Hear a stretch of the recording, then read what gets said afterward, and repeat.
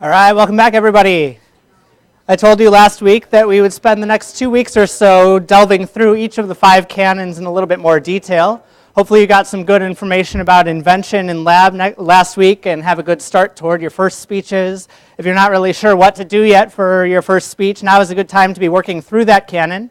In fact, over the next few weeks, you might take each day and do 1 canon a day. So we have arrangement coming up in the first lab this week, style coming up in the next one, memory and delivery coming up next week. By the time you get done with next week, you could have a first full draft of your speech, and then you have between now and about week 8 to practice it. I hope that you will at least, if you're not going to do that, spend some time thinking about each of the canons and how you might do them. We're going to spend most of our day talking about arrangement today, and I think arrangement's one of those canons that gets a little bit glossed over. A lot of people take arrangement for granted. They think, I know how to organize ideas, and they don't really give much thought to it. They just put their ideas on the page, and they go with whatever order they have them in and what order it comes to them. If you read today's textbook chapter, you can see why that might be a little bit problematic. There are a lot of good reasons to arrange your speech on both a macro level and a micro level. What I mean by that is usually I will look at your speeches as main points and how well each main point fits together and whether your speech has a good intro, body, and conclusion, something else we'll talk about today.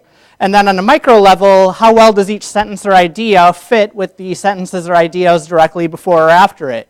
You'd be surprised how many subpoints don't fit into main points. You'd be surprised how many people forget about transitions entirely. You'd be surprised by how jumbled ideas can get, and usually you can have a good sense of what a speech is about, but when it's really well organized, it's really easy for you to follow. It's also easy for your audience to follow, and it'll help you remember where you're going next. Now, I told you we were going to spend most of the day talking about arrangement. We're going to take a brief detour into memory first. I talked about each of the 4 main memory strategies that you could use last week, and I talked about how there's an acronym that'll help you remember them. That acronym is MIME, those annoying people who do this all day long and try to get you to guess what they're doing. That acronym will help you to remember the different types of memory strategies. There are good reasons to use each one of these. Each one has pros and cons. Does anybody remember which one is expected of you for your major speeches for this class? Extemporaneous, good. Can somebody else tell me a brief definition of what you think extemporaneous speaking means? We talked about it a little bit last week. You can use your notes. Yeah, go ahead.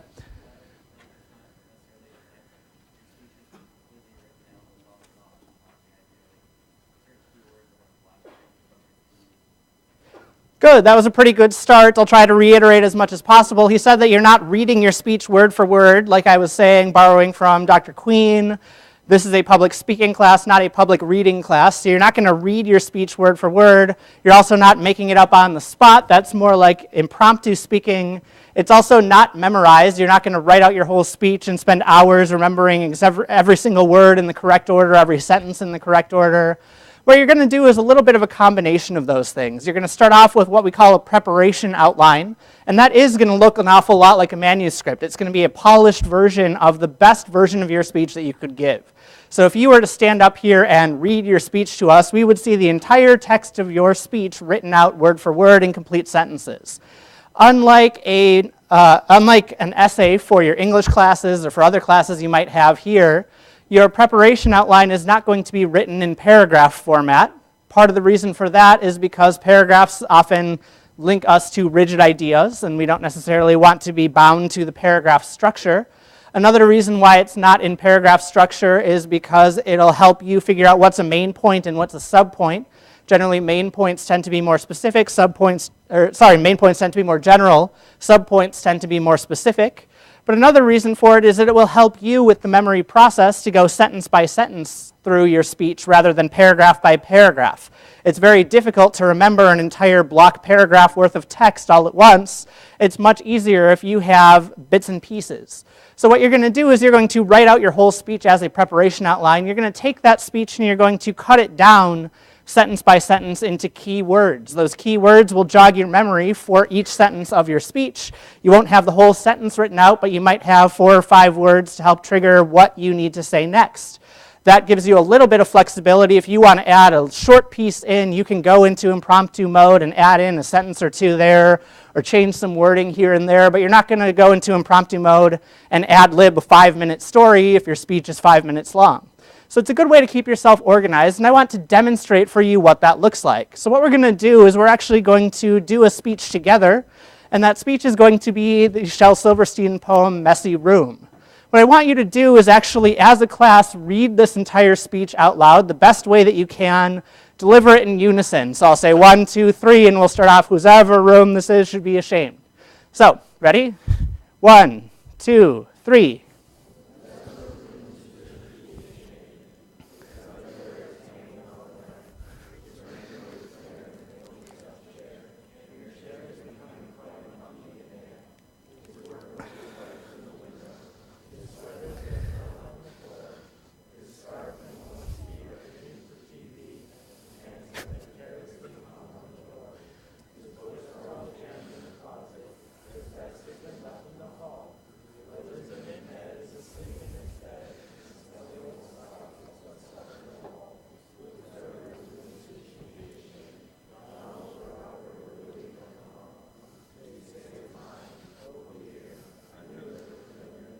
All right, give yourselves a round of applause. You survived another speech in this class, in lecture. Good job. Somebody tell me how it felt to hear that read all in unison, or to read it. Yeah. Felt a lot like sitting in church, or like listening to a cult. I was laughing because somebody came in a little bit late and walked in and was like, what the heck is going on? It sounds like there's a cult in here. Okay. Other experiences. What did it feel like to read it? What did it feel like to hear it? Felt very monotone. You guys started off and it was, whosever room this is should be ashamed. My favorite part of this exercise is when you get toward the bottom and it's Donald or Robert or Willie or how you say it's mine. There's no punctuation whatsoever. It's just totally flat. Okay. Any other experiences, any other feelings that brought out for you when you read that? How do you imagine it would feel sitting in the audience having that read to you? So I was listening. I wasn't reading with you all. How do you think it would feel to have somebody read it the way that you just read it? Yeah. Boring, right? It felt really flat. A lot of you tried to have some kind of vocal inflection or vocal variety. I heard someone over here with a little bit of intonation rising and falling. For the most part, a lot of you were pretty flat in your delivery. None of you added in your own gestures. None of you were smiling. None of you were doing anything to keep me engaged as an audience. It was all just very flat, and I recognize there's something arbitrary and artificial about having you do this at 11 o'clock on a Tuesday morning, all in unison. I recognize it's a little bit awkward, but you can probably tell that if you were listening to someone read this entire poem for you the way that you all just read it, that it would fall pretty flat. You could probably picture that person standing up here, talking to their outline, reading in a monotone voice like a robot, and not really making any way to engage you. This is what your preparation outline of your speech will look like. This is what it would look like if you were to deliver your speech from a manuscript. Every single word is written out there. It's broken down sentence by sentence. You can read it, and anybody can pick up the text. Without any practice, they can read through the whole thing. Ideally, if you're giving a good manuscript speech, what you want to do is practice it so that you can have some inflection, you can have some eye contact, you can have some gestures, you can move around a little bit, you can breathe, you can relax. But ultimately, a lot of us are not very good at reading from a manuscript, especially when we're asked to do so on short notice without a lot of practice. So, what I want to demonstrate for you is the second part of the extemporaneous speaking process, the one that's a little bit harder for a lot of people. You all did your part by giving your delivery of this speech. I'm going to try and do my part by delivering it not from this preparation outline, but from a speaking outline that I created for myself. As you're listening, try and figure out if I missed anything from the main text of the speech. Try to pay attention to how my delivery works. Pay attention to how I use my speaking outline and how useful it is to me. So I'll go ahead and give you all a dramatic reading of the same thing you just read to me. Whosever room this is should be ashamed. His underwear is hanging on the lamp. His raincoat is there in the overstuffed chair, and that chair is becoming quite mucky and damp. His workbook is wedged in the window. His sweater's been thrown on the floor. His scarf and one ski are beneath the TV, and his pants have been carelessly hung on the door. His books are all jammed in the closet. His vest has been left in the hall. A lizard named Ed is asleep in his bed, and a smelly old sock has been stuck to the wall. Whosever room this is should be ashamed. Donald or Robert or Willie or, huh? You say it's mine? Oh dear, I knew it looked familiar. All right, so I gave it my best reading. You all don't have to clap for me. But I want you to see how it looks. No, I said you don't have to clap for me. I want you to see how it looks taking your preparation outline and cutting it down to a speaking outline. What are some things you noticed from my delivery? It was not perfect by any means. There were some things I screwed up there. But what did you notice? Okay, I added some gestures in. What kinds of gestures did I have? Hand motions. I pointed to things. I moved around a little bit. What else did I do? What else was different about my reading and your reading? I had some inflections in my voice. Sometimes I sounded a little bit angry. Sometimes I changed up my pace. Sometimes I changed up my pitch. I had rising and falling intonation. Anything else you noticed?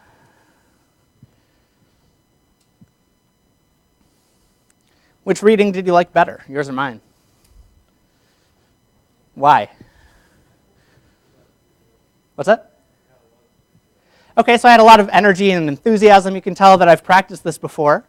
You also probably noticed there are a couple points where I got ahead of myself and had to go back to the outline and said, oops, I thought I knew that whole line. I only knew part of it.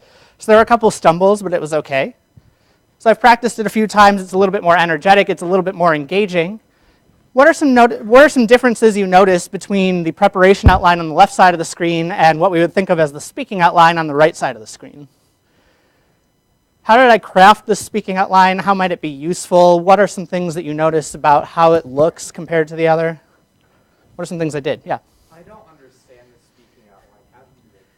How do you make a speaking outline? It's a good question. Let's come back to that question because we'll talk about that in a minute. Do you see any differences between the two? What do you notice?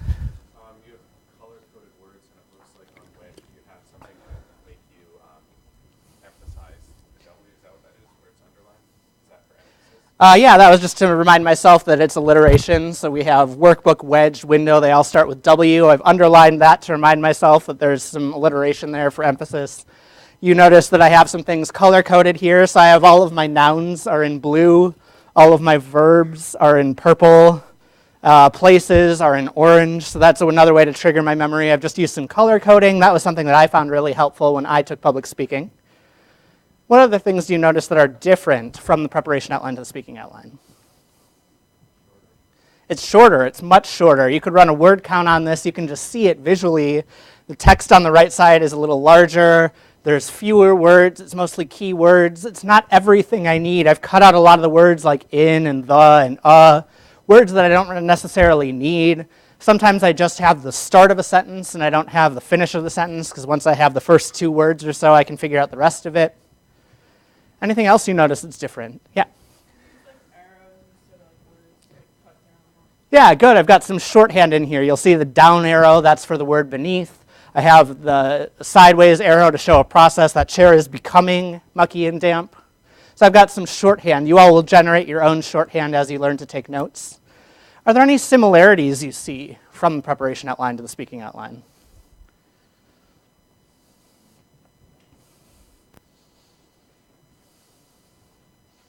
It's roughly the same content.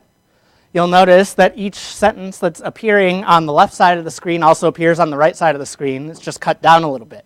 So instead of going block by block and taking 3 lines at a time, I take 1 line at a time. I cut that line down to only the bare essential of what I need. The other thing that can be really handy about a speaking outline is you can glance down at it, and you can look back at your audience every time you start a new sentence. Whoever room this is should be ashamed.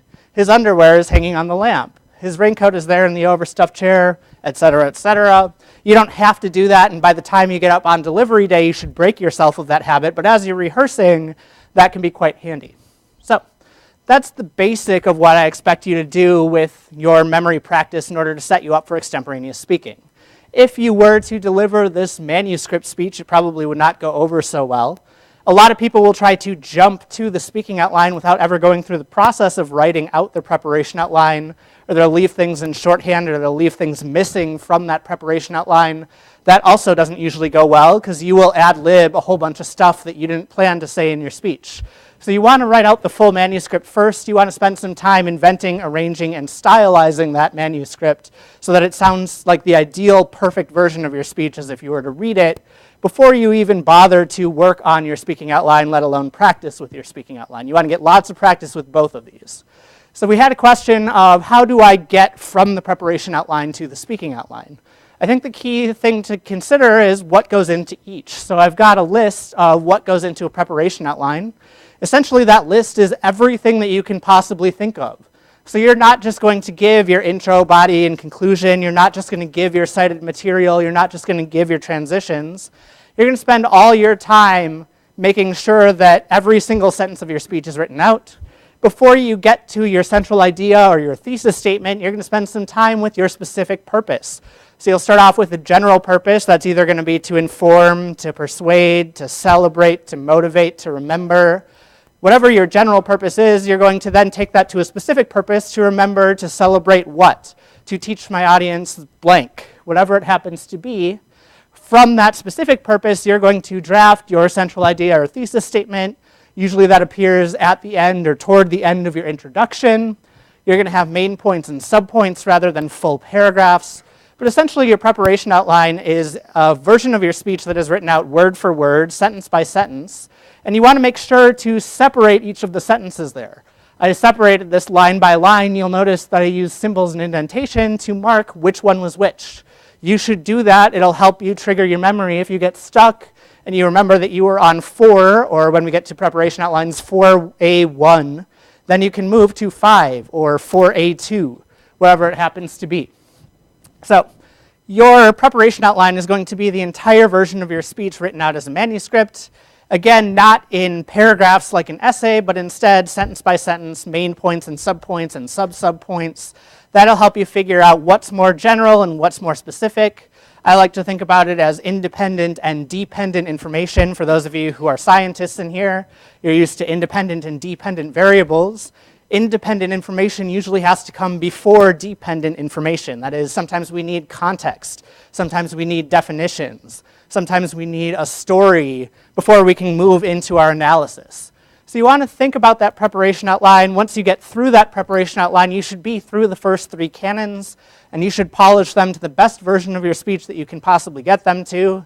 You're going to want to take that preparation outline and practice it many, many times until it feels comfortable. Ideally, when you practice it, you're going to practice it in ways that take you out of your comfort zone, and you're going to practice it with a timer. I've seen a lot of students on Speech 1 go for 2.5 minutes. I've seen other students for Speech 1 go 10 or 11 minutes. You don't want to be in either of those extremes. You want to aim for 5, and you have a window on either side for 4 to 6. Once you have that preparation outline done, once you've practiced it, that's when you're going to cut it down into your speaking outline. Your speaking outline is going to be brief. It's going to be mostly key words. You'll probably still have some shorthand in there. You might have some things that are written out as complete sentences. For instance, if you have a direct quotation, you want to make sure that you don't butcher words from Martin Luther King or from somebody else. You want to make sure that you get that quotation right. That's one of the few things that you can put in word for word. But for the most part, you're going to be using key words. And even if you do have something word for word, you still want to practice it. You don't want to get to that part of your speech and go into manuscript mode. You want to make sure that you remember some kind of shorthand for how to cite your sources. I usually recommend using what I call signal phrases. Signal phrases give, at minimum, the author's name, his, her, or their credentials. That is, who are they and what qualifies them to talk about this topic. Some version of the word says, argues, asserts, points out. And then finally, the quotation or paraphrase. You also want to make sure you don't forget transitions. You also want to remember that there are delivery cues that you can give to yourself to help you on delivery day. This can be things like remember to smile, remember to make eye contact, remember to change your slides. Delivery cues are handy little notes to yourself for the things that you're likely to forget to do. Remember to cite your sources. Those are all things that can help you. I've got some sample preparation and speaking outlines from another textbook that I will share with you on Blackboard. You can be on the lookout for those. They'll probably be in your Speech 1 folder. I'm going to try and get those up later this week. But essentially, that's what you're doing. You're taking that preparation outline, the full sentence version, and cutting it down to key words so that you're not glued to your outline. The goal is to use it as a guide, but not to rely on it too heavily as a crutch. You don't want to read off your speaking outline. You don't want to have too much information there. I usually tell my students that the guidelines for a speaking outline are usually each of your main points gets 1 note card plus your intro plus your conclusion. So if your speech has 3 main points and it's got an introduction and conclusion, you're looking at roughly 5 note cards, which I think is fair for about a 5-minute speech. It'll look probably like this. Your note cards will be pretty short. You probably don't need a whole lot more than that. You probably don't want to have a whole lot less than that. You want to have enough information to get you through your speech, but not so much that you're reading it. Does that make sense? Did I answer your question? Yes. Great. So I will have some samples for you. I'd encourage you as much as possible to see what those samples are doing and how they do it. It'll help you figure out how to make a good preparation and speaking outline. It'll help you prepare for a solid extemporaneous speech. So I'm telling you this to show you that the preparation outline and speaking outline are both parts of the speech that you're going to have to do. You need both parts in order to set yourself up well for an extemporaneous speech. But you should note that they're fundamentally different. Your speaking outline is very concise. It's only the bare bones of what you need most. I will also give you a warning that reading or memorizing or using your full sentence outline will result in a very bad grade for your speech. I'll tell you that I was trained, the first time I taught was at Texas A&M University, and the course director then told me that if my students gave a speech and it wasn't extemporaneous, no matter how good the speech was, it was an automatic D on your speech. That is, if your speech falls flat, even if you've practiced your manuscript speech and you deliver it with some energy and some enthusiasm, you still haven't met the assignment requirements. I'll tell you that I don't fully subscribe to the same philosophy as that course director. I don't think it's an automatic D. But chances are, if you have a manuscript speech, you have not followed directions. If you think about each canon as part of the grading rubric, you're missing a whole canon. So that could be the difference between a B and a D. It could be the difference between an A and a C. Whatever it happens to be, you want to make sure that you understand what extemporaneous speaking is, how it's different from the other types of speaking that you can do, why it's important to do it, and how to do it well. So you want to make sure that you know what that is. If you're not entirely sure, talk to me, talk to your lab instructor. This is what's going to be expected for your major speeches for this class. It'll be pretty hard to pass this class if you don't do it, or if you don't do it correctly. Now, we spent a lot of time talking about preparation and speaking outlines. The other part of arrangement that I want to spend time talking about today is introductions and conclusions. So I'm going to teach you a little bit about intros and conclusions. I'm also going to do that as a speech. So normally I get up here and I say, today we're going to talk about whatever. What I've actually done for you is written out a speech about how to write a good intro and conclusion. I'm going to spend the rest of class today talking about how to write good intros and conclusions. Some of you probably already know how to do that, and this might be a little bit of review for you. Even if you know how to do it, there might be some things that surprise you, so pay attention for those. The other thing that you can be watching for is that I've written this as a speech where I, at some point, probably 7 or 8 years ago, wrote out this entire speech as a preparation outline, have it on my computer as a full sentence document that's probably 7 or 8 pages. I've taken that preparation outline, cut it down to a speaking outline, and you'll see as you follow along up on the board that I am using note cards as my way of reminding myself where I am in my speech. So you will see me demonstrate what a good speaking outline looks like. You'll also see here I have a sample-specific purpose to inform my audience of strategies for writing intros and conclusions. I've also got my thesis statement so that I've thought through what that thesis statement will be and how I'm going to deliver it and how I'm going to support it. Those will go at the top of your preparation outline. They're a good reminder to yourself of what you're trying to accomplish in your speech and a good way to check to see if you're actually accomplishing what you think you're accomplishing.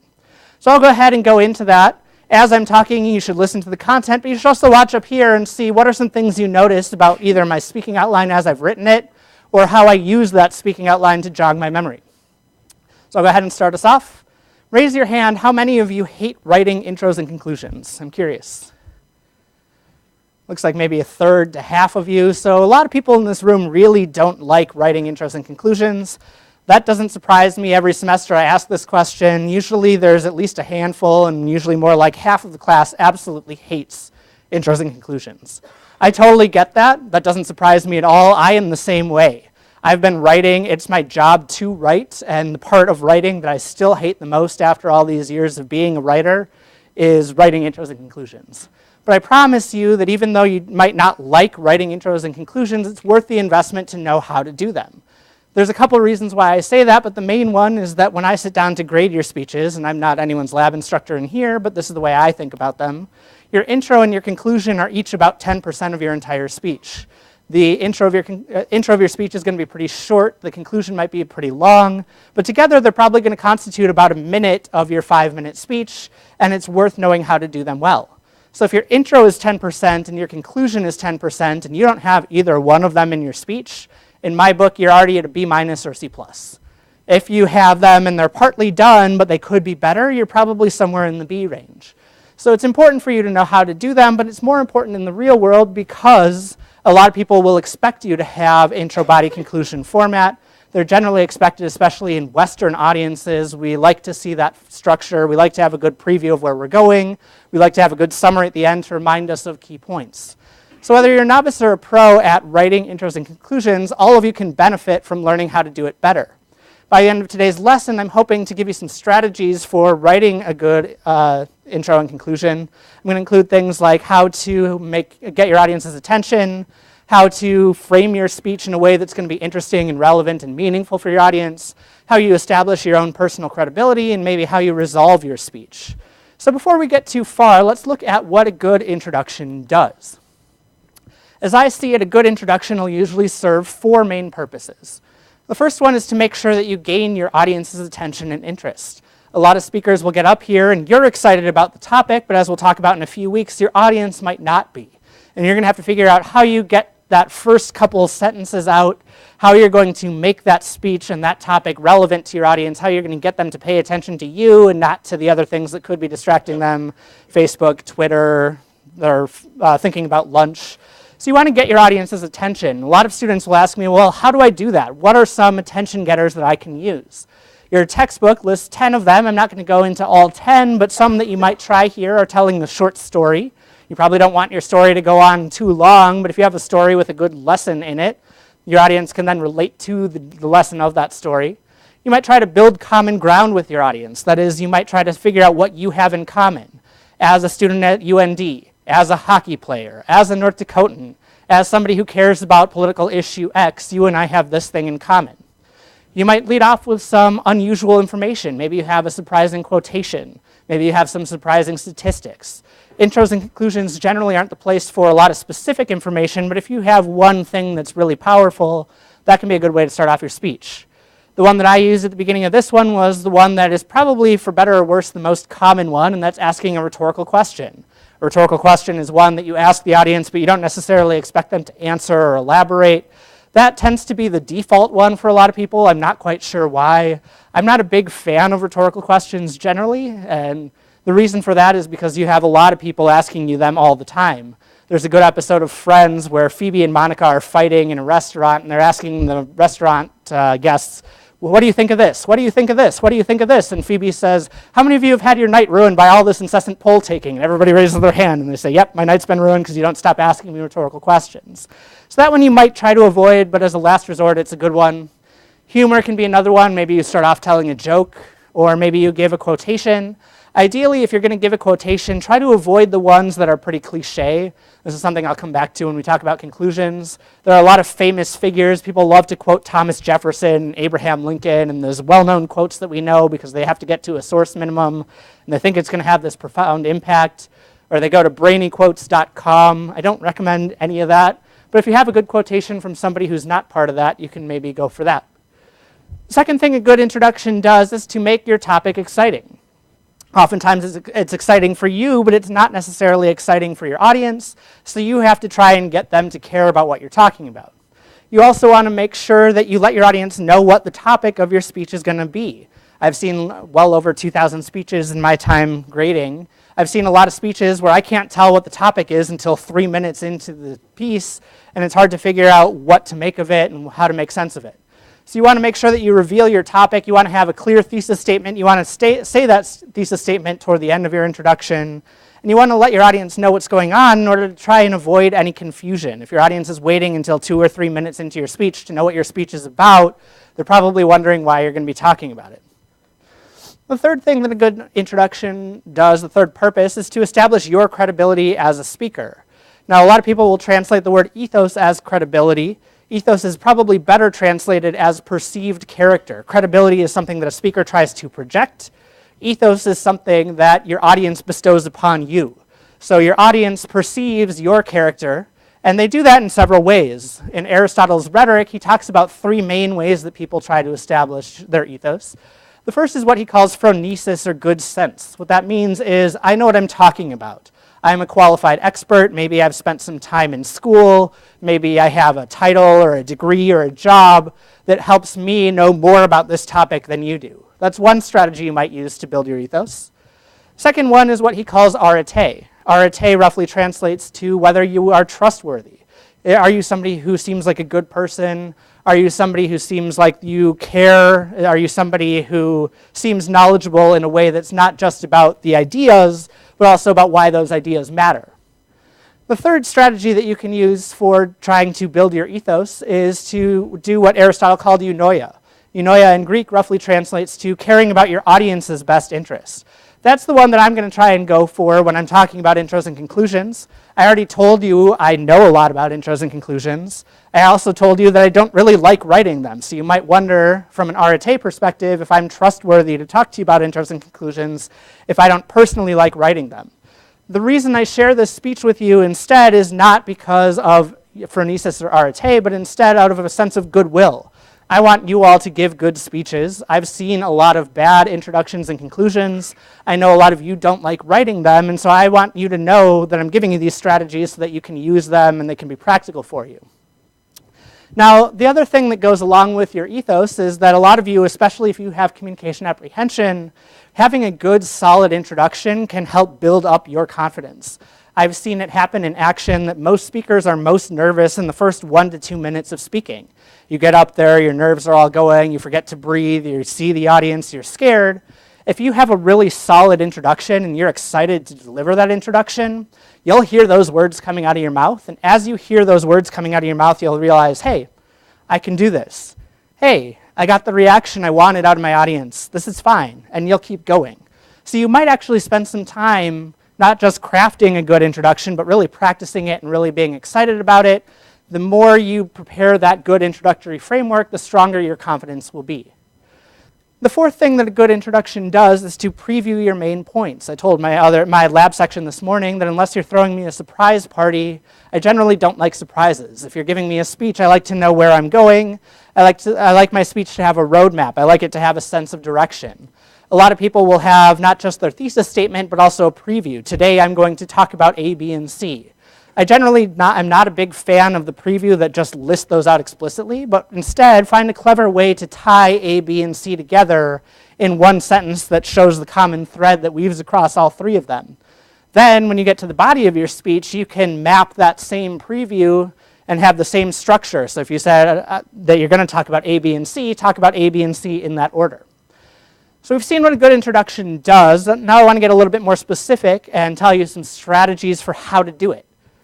I have got 6 main strategies for you, and the first one is to keep your introduction pretty brief. Like I said, I've seen a lot of speeches where students will ramble on for 2 or 3 minutes of a 5-minute speech and not get to main point 1. Long introductions are going to lose your audience. Usually I say that your introduction shouldn't be more than about 30 seconds of your speech. By then, if you haven't gotten through your preview, if you haven't gotten through your thesis, your audience is probably going to wonder, okay, where's the meat and potatoes of this speech? How do I get into the details of it? You also want to make sure that when you're wording your central idea and your preview that you're clear and concise about how you do that. So you want to make sure that your language is very clear and it's not just some vague abstraction, but that you've laid out specifically what it is that the speech is about, what position you're taking, if it's a controversial topic, what you want your audience to remember, how your details tie together. You want to think about that and make it pretty clear and explicit. A second strategy I have for you is as you are doing research, as you're doing invention for your speech, think not just about invention for what goes into the body. Most of the time, details that you cite are going to go in the body. They're generally pretty specific, so they go more in the specific part of the speech. Intros and conclusions tend to be more general, so you probably don't want to cite a whole lot of information there, but you want to think of ideas for what you might use. So if you come across an interesting quotation, if you come across a surprising statistic, you might figure out how you might make an introduction out of that. Oftentimes, it's easy to figure out what you want to use as your framework for your speech once you have an idea that surprised you. You're going to want to think about what the creative framework for your speech, and that's going to give you a solid sense of the order of your main points. A third strategy I have for you for writing good introductions and conclusions is to write the body of your speech first. A lot of people, when they sit down to write speeches, say, okay, I know my speech needs to have an intro, body, and conclusion. And what happens is they sit down at their computer and they write introduction, and they try to write their introduction. And then they get stuck. They get really bad writer's block. I don't know how to start my speech. I don't know what to say. I don't know where the speech is going. I don't know what to do with it. The details of your speech are probably going to go in the body. So the things that you're most excited to teach your audience probably go in the body as well. A lot of people sit down and write their speech intro, body, conclusion. What I recommend instead is write the body of the speech first, because that's going to help you figure out your ideas, then go back and figure out how you want to frame it. Body, intro, conclusion. It's really hard to know where your speech is going until you have the body of it written. So I'd encourage you not to sit down and get locked into that intro, body, conclusion order as you're writing. Do some revising after you get to maybe the second or third draft of your preparation outline, and go back and figure out your intro and conclusion once you've got a draft of the body. Fourth strategy I have for you for introductions is to be creative. This is one of the parts of your speech where you can have a little bit of fun. It's not so predetermined for you what it is you have to talk about. You don't necessarily have to do invention or library research invention in order to come up with what you want to say. So in your introduction, you probably want to avoid anything that's really cliche, anything that's really obvious. Usually you have more flexibility in your intro and conclusion than you have in the body. The body is going to have a main point, and you're going to support that main point with a couple subpoints and tie it together with an internal summary. Your introduction is where you get to show off a little bit of personality. So you can probably imagine that you might throw in some style into your introduction. Have some fun with it. Be creative. Give an introduction that you're excited to deliver and one that showcases your creativity and personality. Fifth strategy I have for you is to keep your introduction appropriate. Remember that your credibility is on the line. We're going to talk about appropriateness a lot over the course of the semester. I don't have a rigid standard for this is appropriate in all circumstances, this is not appropriate in all circumstances. You all are adults, and you're going to have to figure that out for yourselves. One of the goals that I and your lab instructors have for you over the course of the semester is you can come to us and ask us questions and rely on our authority to answer, yes, that's appropriate, no, that's not. But by the time you're done with this class, we want you to be able to start answering those questions for yourselves. We're not going to be your lab instructors forever. We're not going to be your lecture instructor forever. You're going to have to figure out what constitutes something that's appropriate and something that's not. A lot of people will lose their audiences in their introduction with something that is not particularly appropriate. So I'll give you a couple examples of that. When I taught at Texas A&M, it is the culture at Texas A&M University that if you walked into any room, and especially a large lecture hall like this, and you want to get people quiet, you start off by saying, howdy, very enthusiastically. And if you're at Texas A&M University, your audience will say, howdy, back to you, often very enthusiastically, but sometimes at 11 o'clock in the morning with eyes glazed over, howdy. I had to tell my students regularly that if you start off with howdy at Texas A&M, you will get that howdy back. If you start off with howdy in Grand Forks, North Dakota, or Minneapolis, or Chicago, people will instantly know you're a Southerner. They might judge you for being a Southerner, whether that judgment is warranted or not, and they're probably not going to respond the way you want them to. So I had to remind them, don't start your speech with howdy. The way that this translates at UND is a lot of students will get up and they'll say, hi, my name is Brad, and today I'm going to talk to you about X. That is not an introduction. That is not a good attention getter, and I can tell you that if you hear 35 people and they all start out, hi, I'm Janelle. Hi, I'm Brittany. Hi, I'm Mike, and today I'm going to talk about blah, blah, blah. It's going to get really old really fast. It also gets really old for your instructors who have to grade those 35 speeches per section. Now, another example I have for you is, again, from my time at Texas A&M University. I had a student who was giving a speech about how he thought that registered sex offenders should have yard signs that would be about 4 by 6 feet, so probably about the size of the note card you see on your screen, that should say, I am a registered sex offender, to alert everyone in the neighborhood. That was his speech. You can agree or disagree with whether that's a good policy. But the student started off his speech. We were 3/4 of the way through the semester. We were working on policy speeches. He started off and he goes, I am a registered sex offender. No, I'm not. No, I'm not. No, I'm not. It was risky. I will tell you that every single person in that room, female, male, non-binary, the instructor, we were all super uncomfortable because we had been spending maybe 12 or 13 weeks with this student at this point, and we didn't know if he was kidding or not. It is very hard to recover from risky moves like that. I think that student pulled it off slightly better than some might, but it's still a very risky move. And regardless of how much he said, no, I'm not, and tried to step away from it, all the rest of us heard was, this kid's a sex offender, or this kid thought it was funny to talk about being a sex offender in that way. Don't lose your audience in your introduction. You will not recover from it. It's very hard to do well. The last strategy I have for you for good introductions is make sure that they are well prepared in advance. A lot of students who try to shorthand their preparation outline will say, give an introduction or attention getter, and they'll say what they want their attention getter to be. And then they'll get up there and they freeze, and they don't know what they're going to say. Or they get up there and they tell a 2.5-minute long story that they wanted to be 20 seconds. It's very hard to give a good attention getter, very hard to give a good introduction if you have to do it impromptu. It's hard to wing it. You want to make sure that your introduction's memorable, so you want to spend some time with it, not just writing the darn thing, but practicing it to make sure you are ready for it.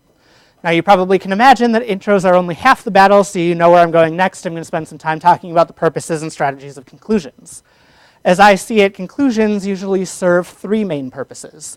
The first one is you want to make sure that you reiterate your key points. This is where arrangement ties very closely with memory.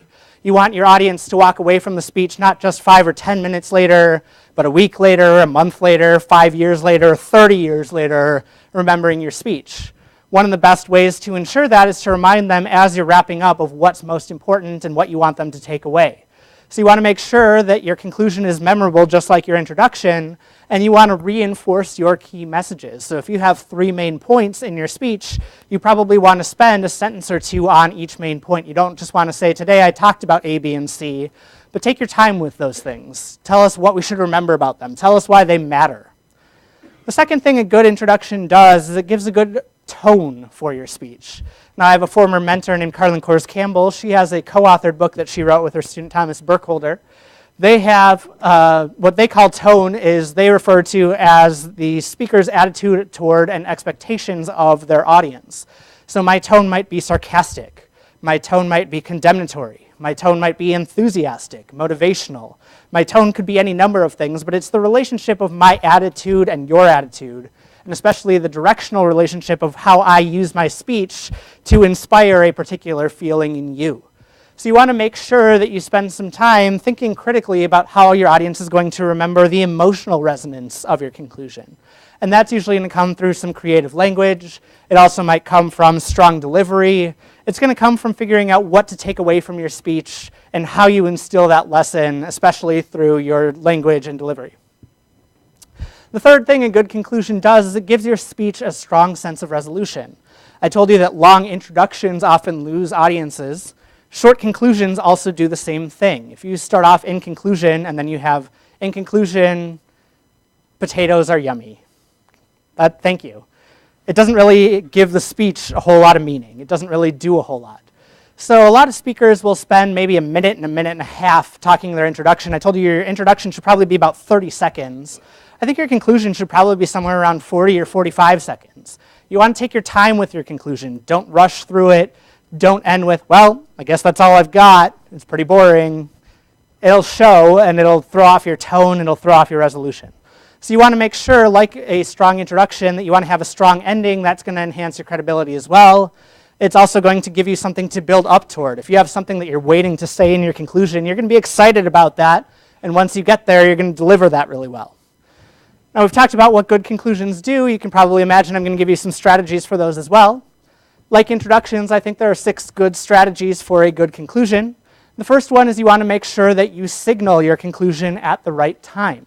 So you usually signal your conclusion verbally by saying something like in conclusion, in summary, or some variant of that, but also non-verbally. Sometimes you can signal your conclusion by moving to a new place, making a big gesture.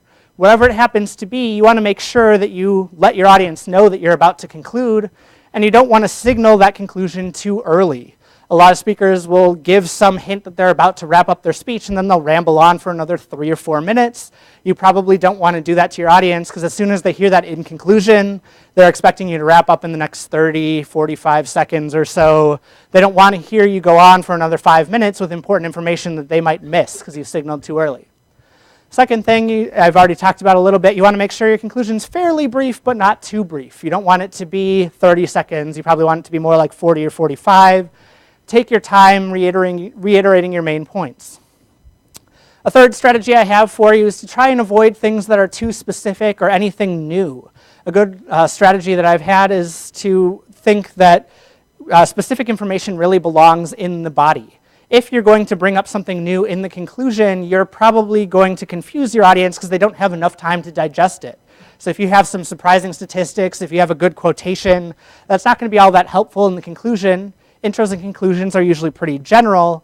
Specific details probably belong more in the body, so you might need to reword that and put it into a main point rather than throwing it into your conclusion. The fourth strategy I have for you is you want to make sure that you reiterate your main points. You want to say your central idea.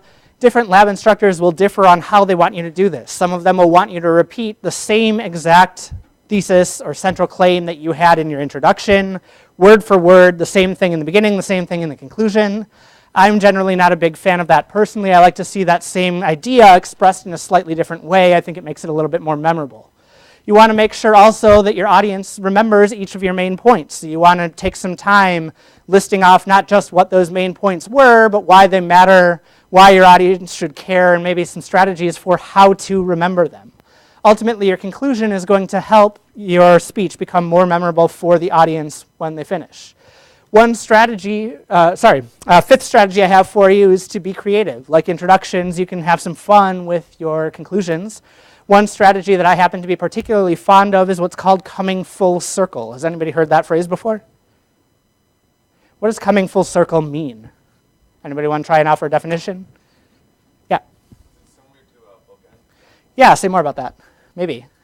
Where you try to have something in your intro, Uh-huh. whether it's a phrase or a story, and then bring it back in your conclusion. Good. So he said it's like a bookend. It's like starting something with your introduction and then coming back to it in your conclusion. It's a good way to give your speech a sense of cohesion, a sense of continuity.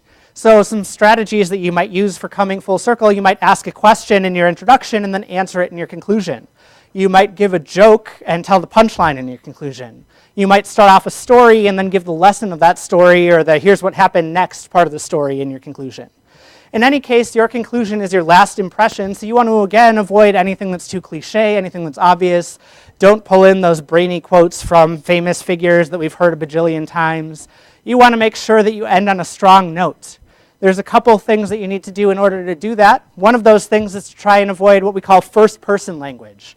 First-person language is any iteration of I think, I feel, I hope, I believe. You can include some first-person language. That's one of the differences between academic speaking and academic writing. But I would generally try to avoid it in your conclusion. And the reasons for that are it sounds subjective. That is, it sounds like it's just your own opinion. It also sounds uncertain. I think this is true. I just gave you 4 minutes of content. I think at the end of it, this is how I feel or what you should believe. Instead of using that first-person language, what I'd encourage you to do is to give the rest of the sentence without that I think, I feel, I hope, I believe as a claim that hopefully in your speech you have supported with evidence and reasoning. The other thing you want to do to end on a strong note is make sure that you end on your own words. You don't want to end on someone else's word. Ultimately, this class is about helping you find your voice. Don't end on someone else's quotation. You want to make sure that you give a good conclusion because bad conclusions often relate to bad speeches, even if the rest of the speech is good. And you want to be able to take pride in what you've done. So in summary, I know a lot of you probably don't like writing intros and conclusions, but I can tell you that they don't have to be scary, and that everybody has something that they can gain from learning how to do it well. So whether you love or hate writing intros and conclusions, they are crucial elements of good speech, and I want you to make sure you're using them to your advantage. If you follow the tips that I've given you, your writing process should be easier, your ideas should be clearer, and your whole speech should be much more effective. So that's what I have to say on intros and conclusions. Now, I told you all to be paying attention for some things in the speaking outline. If you didn't take away all that content, just some reminders for your speaking outline before we head out. First, you want to make sure that you keep your speaking outline brief. This is not the place to have long phrases and full sentences. You also want to have roughly one note card for each main point, one note card for your intro, one for your conclusion. The second piece I have up here you probably can't read, that is the word legible. I can't tell you how many students I've had in the middle of their speech say, hold on, I can't read what I wrote, because they wrote it in a tiny font, or they printed it in 6-point font, or they can't read their own handwriting. So you want to make sure you can read your outline. I generally recommend that you use some kind of consistent formatting style to remind yourself what a main point is and what a subpoint is. I go into a little bit more detail about that in the textbook. You want to remind yourself to give yourself delivery cues. I gave myself a lot of reminders of when to change slides, when to cite my sources, what my transitions were. You might have noticed that those things were color-coded a little bit differently. Color coding is one of the things that I found really helpful in order to get over my communication apprehension. So you want to make sure that you know what a good preparation outline does, know what a good speaking outline does, know what extemporaneous speaking does, and ultimately know how to give a good, solid speech with a strong intro, body, and conclusion. So I'll leave our lesson there, and I will see you all next week.